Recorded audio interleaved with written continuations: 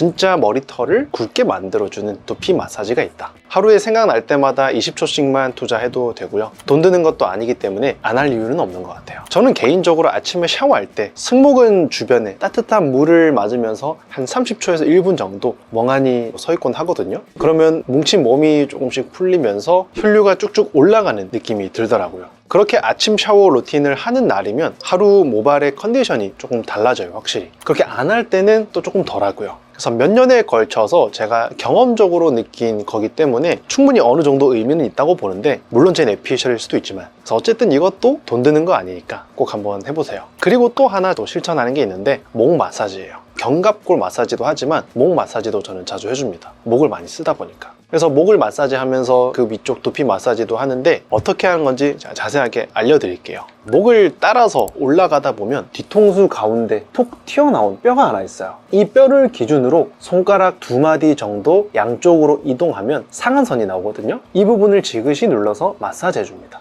검지로 하는 것보다는요, 이렇게 둘러싸고 엄지로 눌러주는 게 훨씬 시원해요. 양쪽 움푹 들어간 곳이 있을 거예요. 정중앙과 귀 사이 중간쯤 되는 부위인데, 그 부위를 양손으로 이렇게 강하게 눌러줍니다. 이렇게 손으로 머리를 감싸고 엄지로 지그시 돌리면서 주물러 주는 게 훨씬 시원하고 효과적이에요. 검지로 하셔도 되고요, 편한 분들은. 그래서 목이 안 좋거나 스트레스 때문에 근육이 뭉쳐있는 분들도 있잖아요. 이 부위가 뭉치면 경직된 근육 사이로 두피로 가는 동맥이 압박을 받게 되고요, 두피와 모낭으로 산소와 영양소가 충분히 전달되지 않게 돼요. 그래서 이렇게 마사지를 해서 뭉친 근육을 풀어주면 머리 두피로 가는 동맥이 주변 근육들의 압박으로부터 벗어나게 되면서 두피로 혈액 공급이 더욱더 원활하게 되는 거죠. 이렇게 두피와 모낭이 건강해지는 겁니다. 그리고 보시면 이 구역을 지나는 신경이 하나 보이죠? 이 신경을 대후두신경이라고 부르는데, 이 신경이 압박되면 만성적인 두통과 목 통증이 따라오거든요. 그래서 이 마사지를 꾸준히 해주시면 이런 통증을 완화하는데도 큰 도움이 돼요. 그래서 일하다가 또는 공부하다가 목이 뻐근하고 어깨가 뻐근하고 힘들다 하던 걸 잠시 멈추시고 20초에서 30초 정도 지그시 꾹꾹 한번 눌러봐 주세요. 어깨를 풀어주는 것도 굉장히 중요하거든요. 승모근 풀어주고 이런 것도 굉장히 중요한데, 목 쪽도 마사지해서 잘 풀어주시면 많은 도움 되실 거예요.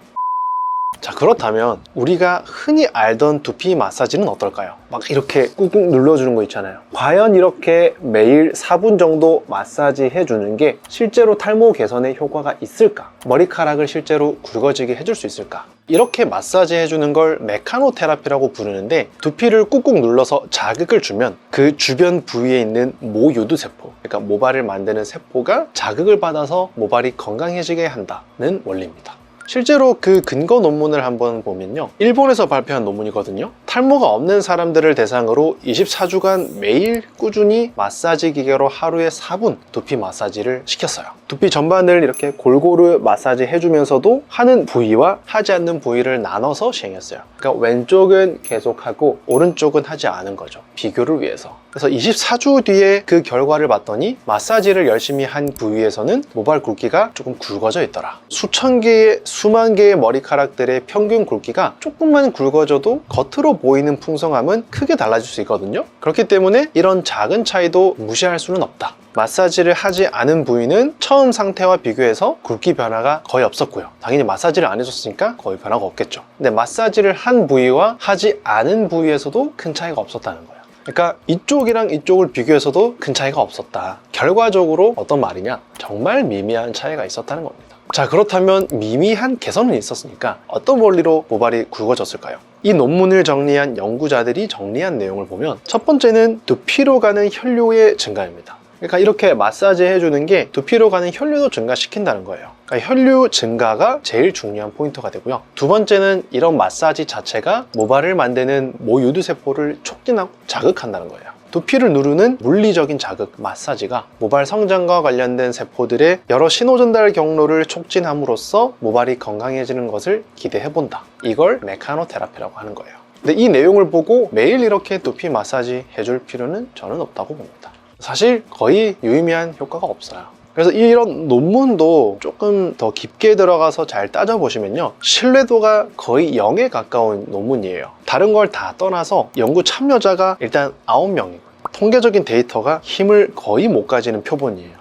좀 더 표본이 큰 연구가 바로 이 연구인데, 이번에는 비탈모인이 아니라 탈모인 340명을 대상으로 한 설문조사 연구예요. 연구 결과는 긍정적으로 나와 있긴 하지만 스폰 연구도 아니고 순수 연구를 위한 연구긴 해요. 그래서 세팅은 좋지만 연구 방법 자체가 설문조사 형식이라서 신뢰도가 굉장히 낮습니다.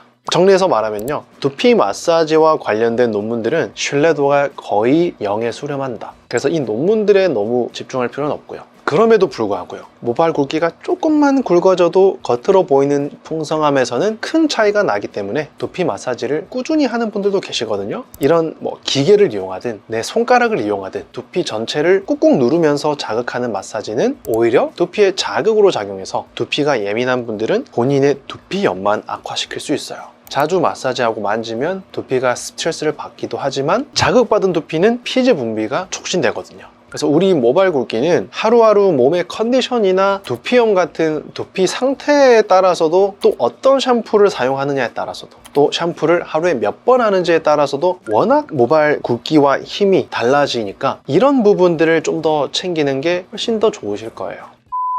그래서 결론은요, 이런 마사지 기계를 이용하든 내 손가락을 이용하든 굳이 애써 이런 두피 마사지는 하지 않아도 된다. 저도 이런 두피 마사지는 전혀 안 합니다. 다만 제가 처음에 알려드렸던 마사지법 있잖아요, 뒷목 마사지 하는 거, 이 마사지는 두피염을 악화시킬 일도 거의 없고요, 실제로 두통 개선이나 스트레스 개선에도 전체적인 컨디션을 좋게 만들어줄 가능성이 없지 않아 있기 때문에, 또 돈이 들어가는 것도 아니니까, 그래서 겸사겸사 뻐근할 때 틈날 때마다 잘 실천해보세요. 저는 매일 모발 이식 수술을 하다 보니까 어깨도 아프고 허리도 아프고 목도 아프고 아픈 데가 한 번씩 생기거든요. 그럴 때 견갑골도 풀어주고 승모근도 풀어주고요, 뒷목도 풀어줍니다. 확실히 많이 좋아져요. 그리고 마지막으로 탈모 치료에 있어서 제일 중요한 거, 당연히 탈모약, 미녹시딜, 모발 이식과 같은 방법들이지만 이런 치료들을 병행하면서 생활에 있어서 우리가 할 수 있는 것도 꼭 잘 챙겨주자는 의미예요. 근거는 약하더라도 득이 되면 득이 됐지 해가 될 건 전혀 없다. 이거 꼭 기억하시고요. 그래서 오늘 영상도 잘 참고하셔서 이번 행동으로 옮겨보시고요. 저는 다음 영상에서 또 좋은 영상으로 인사드릴게요. 감사합니다.